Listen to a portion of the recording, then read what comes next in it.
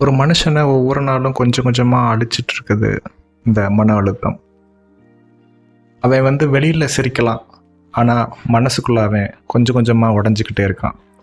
அவன்கிட்ட பணம் இருக்கலாம், நல்ல குடும்பம் இருக்கலாம், நல்ல நண்பர்கள் இருக்கலாம், ஆனால் மன அமைதி மட்டும் அவன்கிட்ட இல்லை. ரிலாக்ஸாக இந்த ஆடியோவை கேளுங்க. இந்த வீடியோ டெஃபினட்டாக உங்கள் ஸ்ட்ரெஸ்ஸை குறைக்கும், அதுக்கு நான் கேரண்டி.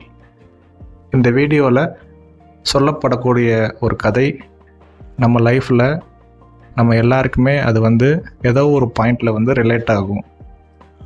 இது உங்களை மட்டும் இல்லை, பேசிகிட்டு இருக்க என்னையும் இது விட்டு வைக்கிறது இல்லை. எல்லாருக்குமே இது ஒரு பொதுவான எதிரி. ஓகே, கதைக்குள்ளே போகலாமா? ஒரு சின்ன கிராமத்தில் அருண் ஒரு இளைஞன் இருந்தான். அவன் ஸ்கூலில் அவன் தான் டாப்பர். அவன் படித்த அவனுடைய காலேஜ்லேயும் அவன் தான் கோல்டு மெடலிஸ்ட். அதே மாதிரி அவனுக்கு கேம்பஸ் இன்டர்வியூவில் நல்ல ஜாப் கிடைக்குது, நல்ல சம்பளம். அந்த டைமில் எல்லாரும் அருணை பார்த்து சொன்னாங்க, இவனுக்கு வாழ்க்கையில் எந்த ஒரு கஷ்டம் கவலை எதுவுமே இல்லை போல், வாழ்ந்தால் இவனை மாதிரி வாழணும் அப்படின்னு சொல்கிறாங்க. ஆனால் உண்மையான வாழ்க்கை என்பது அது மார்க்ஸ் நம்மளுக்கு அதிகமாக எடுக்கிறது, நல்லா சம்பாதிக்கிறது அதில் கிடையாது. திடீர்னு ஒரு நாள் அருணோட அப்பாவுக்கு ஒரு ஹெல்த் இஷ்யூ. அந்த டயத்தில் அவங்க ஹாஸ்பிட்டலில் அவங்க கையில் இருந்த எல்லா சேவிங்ஸையும் செலவு பண்ணிடுறாங்க. இந்த டயத்தில் அருண் அப்புறம் அருண் அவங்க அம்மா 2 பேரும் சேர்ந்து நிறையா லோன்ஸ் எடுக்கிறாங்க. அவங்க ரிலேஷன்ஸ், ஃப்ரெண்ட்ஸ் எல்லார்ட்டையுமே கடன் கேட்குறாங்க. இந்த மாதிரி அருண் தன்னுடைய அப்பாவுக்கு எதுவும் ஆயிருமோன்னு அருண் தினமும் ரொம்ப ஃபீல் பண்ணுறான். இந்த வேதனை அருணோடைய மனசுக்குள்ளே அதிகமாகிக்கிட்டே இருக்குது. இதே ஸ்ட்ரெஸ்லேயே அருண் தன்னுடைய ஆஃபீஸில் போய் ஒர்க் பண்ணுறான். அவனால் தன்னுடைய வேலையை ஒழுங்காக பார்க்க முடியல. அதே நேரம் நம்ம கையில் இருக்க எல்லா சேவிங்ஸும் காலியாகிடுச்சு, நம்ம ஃப்யூச்சர் என்ன ஆகுமோ அப்படின்ற ஒரு பயம். நம்ம ஒரு பெரிய கடன்காரன் ஆகிட்டோமே, இந்த கடனை நம்மளால் எப்படி அடைக்க முடியும் அப்படின்ற ஒரு ஸ்ட்ரெஸ், ஒரு மனவேதனை. இது நாளாக நாளாக அருணை ரொம்ப பாதிக்குது.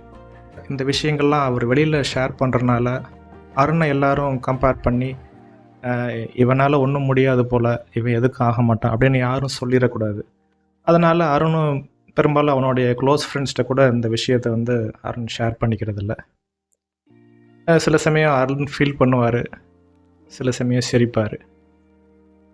இதே மாதிரி போயிட்டுருக்கப்போ ஒவ்வொரு நாளும் அருணோடைய தூக்கம் கொஞ்சம் கொஞ்சமாக குறைஞ்சிக்கிட்டே இருந்தது. அருணால் இப்போ ஒழுங்காக சாப்பிட முடியறதில்ல. அவனுடைய ஹாப்பினஸ் கொஞ்சம் கொஞ்சமாக குறைஞ்சது. அவனுடைய கான்ஃபிடென்ஸ் கொஞ்சம் கொஞ்சமாக குறைஞ்சது.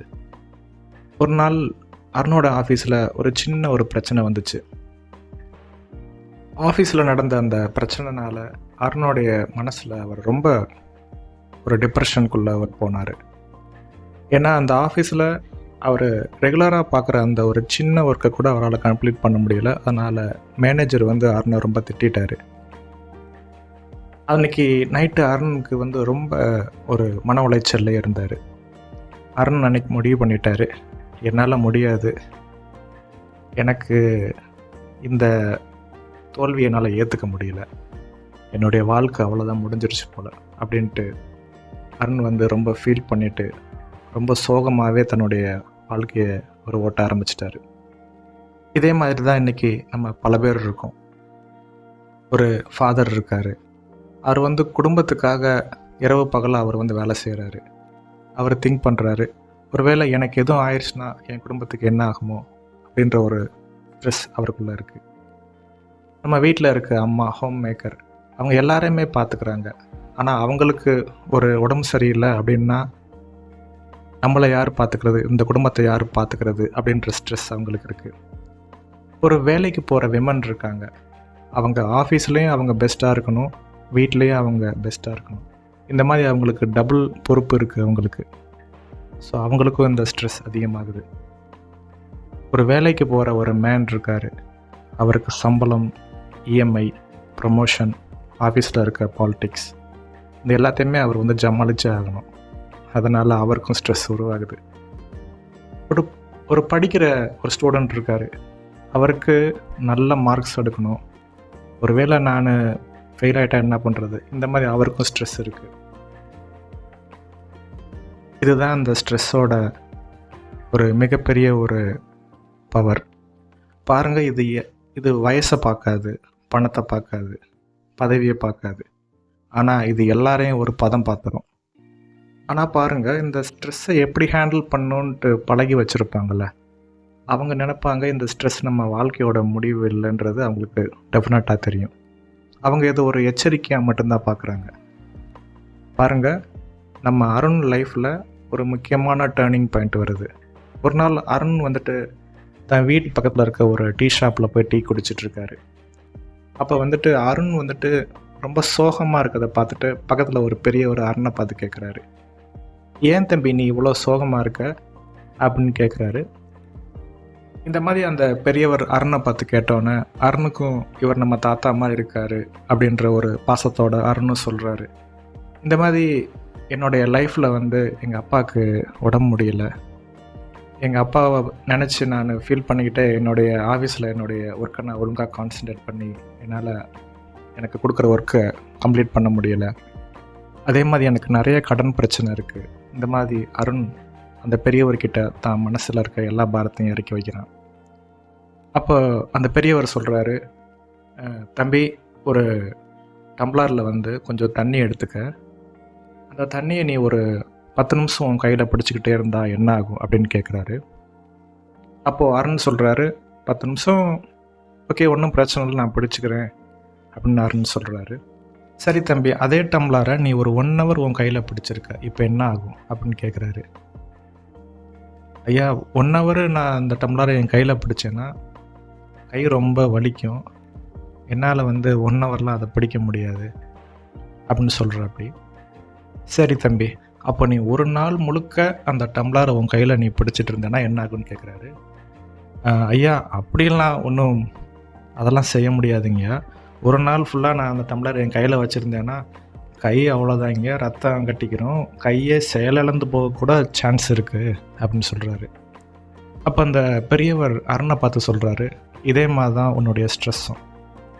பாரு அருண், அந்த டம்ளரோட வெயிட் அதிகமாகலை, ஆனால் அதை நீ எவ்வளோ நேரம் உன் கையில் நீ ஹோல்டு பண்ணுறியோ அதை பொறுத்து அதோடைய வெயிட்டேஜ் அதிகமாகுது. இதே மாதிரி தான் உன்னுடைய லைஃப்பில் இருக்க எல்லா ப்ராப்ளமும். உன்னுடைய ப்ராப்ளத்தை நீ நினச்சி வேதனைப்பட்டு அழ முடிஞ்சால் அழுதுரு, அது ஒரு 1/2 ஹவர் ஒரு 1 ஹவர் போகட்டும். ஆனால் அதையே நீ மணிக்கணக்காக நாள் கணக்காக உன்னுடைய மனசுலேயே வச்சுக்கிட்டு இருந்தேன்னா அது உன்னுடைய ஹெல்த்தை தான் பாதிக்கும். உன்னால் எந்த வேலையும் ப்ராப்பராக செய்ய முடியாது அருண்.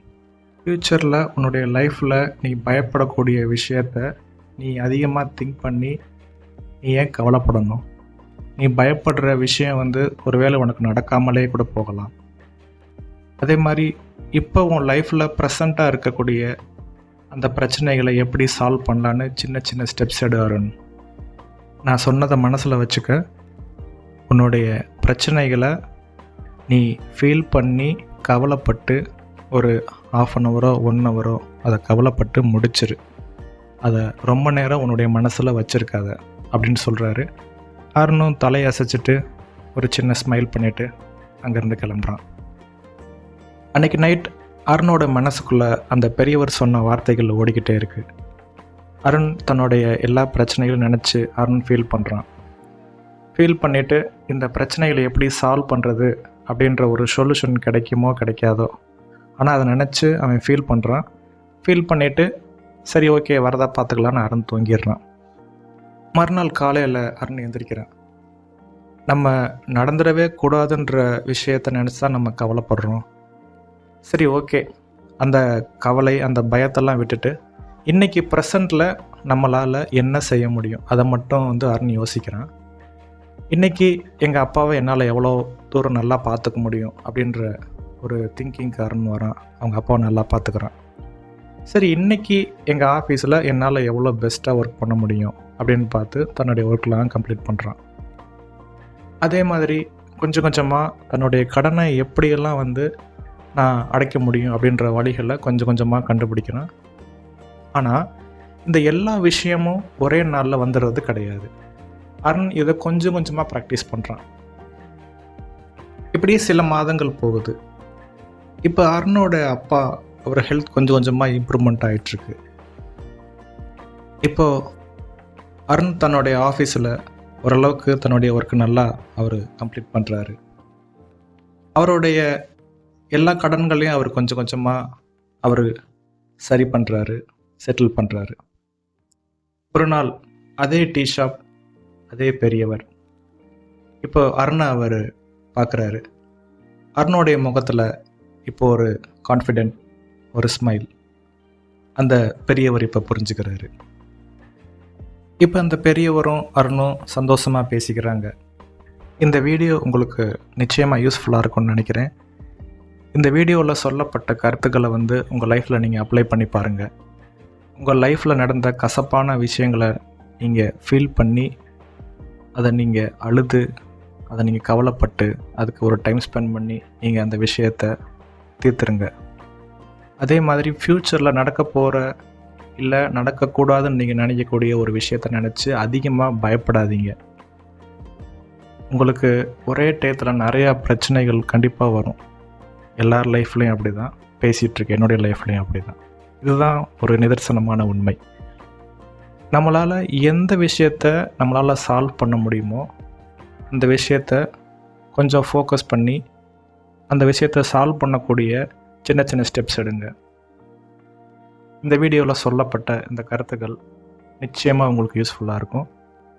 அடுத்த வீடியோவில் இந்த ஸ்ட்ரெஸ் மேனேஜ்மெண்ட்டை பற்றி சயின்டிஃபிக்காக இதை எப்படி நம்ம சால்வ் பண்ணலாம் அப்படின்னு பார்ப்போம். நன்றி.